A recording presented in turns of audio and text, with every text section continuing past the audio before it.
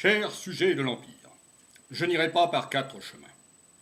Nous sommes en guerre contre un ennemi invisible et sournois qui nous prive de notre activité essentielle et vitale, la gavotte.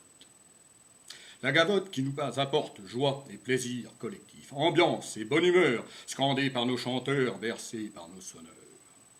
Nous sommes en guerre contre ces terroristes de pacotille qui lancent de fausses haltères, au lieu de supporter nos alertes et vaillants footballeurs, quasi bénévoles, qui ont, avec ardeur, rejoint l'armée de l'ombre et nous permettent, grâce aux techniques modernes de retransmission télévisuelle, de suivre leurs exploits sportifs à la gloire à huis clos de la nation et de la patrie confinée et du pognon.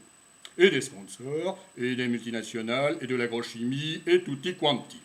Et nous permettent donc, disais-je, de suivre leurs ébats de milliardaires des stades, tranquillement, engoncés dans nos canapés à picoler épinards et bières, bon marché de supermarché, à se goinfrer de gras, de salé, de sucré, de toutes sortes de cochoncetés bien de chez nous, aromatisés au glyphosate et pesticides divers, produits localement par l'agro-business pestilentiel et triomphant, afin de transhumaniser le peuple de notre glorieuse nation en croquignolesques sumotories avinées. Pour ceux qui survivront à leur cirrhose et à leur cancer, bien entendu. Nous sommes en guerre contre cette sidération et cette hystérie collective alimentée par les plus folles rumeurs répandues par de véritables scientifiques, infidèles aux principes sacrés de notre empire, inscrits dans le marbre des lettres de noblesse de notre si émouvante devise, soumission, délation, consommation. Je tiens à souligner que ces scientifiques, qui plus est rationnels, osent défier notre dit commandement et continuent de travailler et de rechercher des réponses cohérentes alors que tout le monde est en camp de rééducation par les vacances forcées et se prélasse en écoutant 24 heures sur 24 nos médias de propagandes apolitiques et ludiques, farce intox et foot info.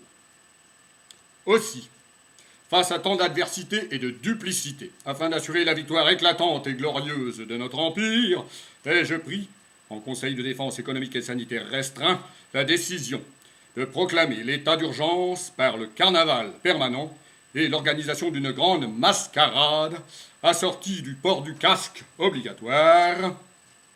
Casque. En cas de chute, due à l'utilisation également obligatoire des sabots, munis d'une entrave de 15 cm. Entrave de 15 cm afin de limiter la vitesse de propagation du monde d'après. Nous vous tiendrons informés en temps voulu de l'évolution de la situation et des prochaines mesures envisagées par notre Conseil de défense. Bonne semaine à vous, mes chers et fidèles gavoteurteuses et gavotesteurs. Soyons responsables, ensemble.